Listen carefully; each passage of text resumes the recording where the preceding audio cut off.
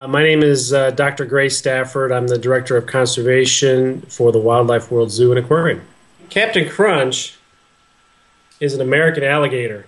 And what's interesting about them is they're actually highly intelligent animals. I think people have the wrong perception of reptiles in general as just being cold and killers, really.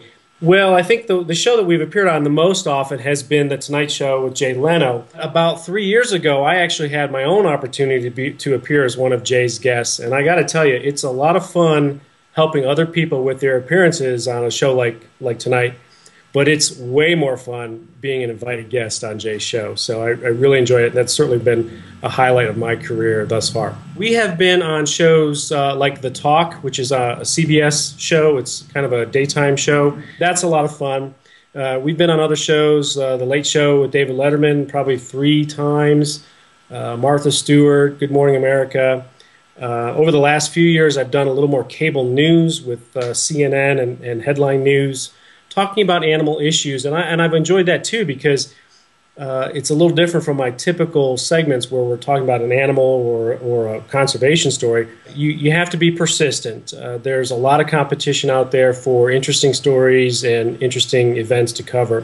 So you want to be persistent, but you don't want to be annoying. And you have to keep in mind that many of the people that you're going to pitch ideas to receive hundreds, if not thousands, of pitches in a month.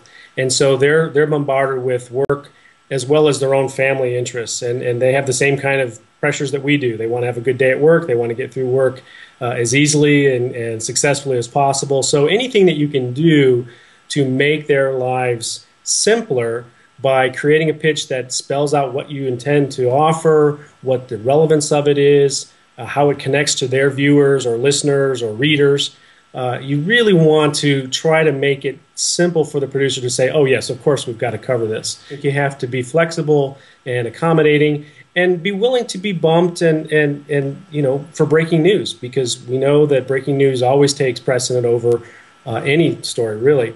And so how you deal with that kind of challenge and adversity, I think, goes a long way with establishing those relationships, because it's not just about that one pitch. It's about building that connection with an outlet so that you can go time and time again to talk about what it is that's important to you or your organization and so on.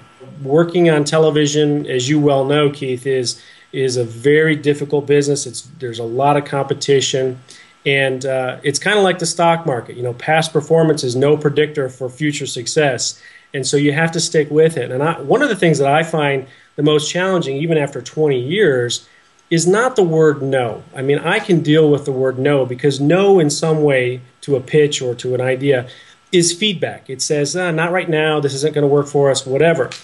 What I find the most challenging, and I think people need to develop a tolerance for, is the silence that often comes when pitching a great idea. Because producers are busy, because shows are busy, and they see so many things, if it doesn't click within the first few seconds or first few lines of an email or a fax, they've moved on.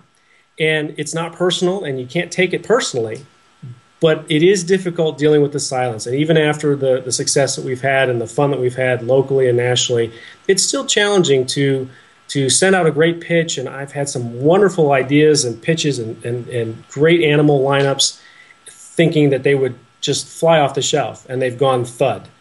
And that thud is not a no, it's not a firm answer one way or the other. It's just that silence because it doesn't pique their interest at that time. You have to have a thick skin, and you have to keep trying, and you have to realize that it's not intended to be personal. They just are busy and have moved on. The other piece of advice I would suggest is I always try to keep current on events, whether they're news events, celebrity events, and so forth. Certainly a few days before I appear on a show, I try to watch and see what the hosts, whether it's locally or nationally, see what's going on in their lives. You know, they talk about their own personal experiences, birthdays, you know, marriages, and so forth, and try to tap into it. Now, sometimes you can and sometimes you can't, but certainly on the day that you're going to appear anywhere, you want to be listening or watching what's going on in that show. Many of the shows are hours long, and so there's often a conversation that goes throughout that entire morning show, for example. And so if there's a joke or a way that you can tap into that and help the host look even better than they do without you, that goes a long way, because I think it certainly makes the producers realize that you're paying attention and that you're interested in helping their show look better, do better in the ratings, and it's not just all about you, the guest. Thanks, Keith. Say bye to Captain Crunch for me. Bye, Keith. I'm sure See he you later. loves it.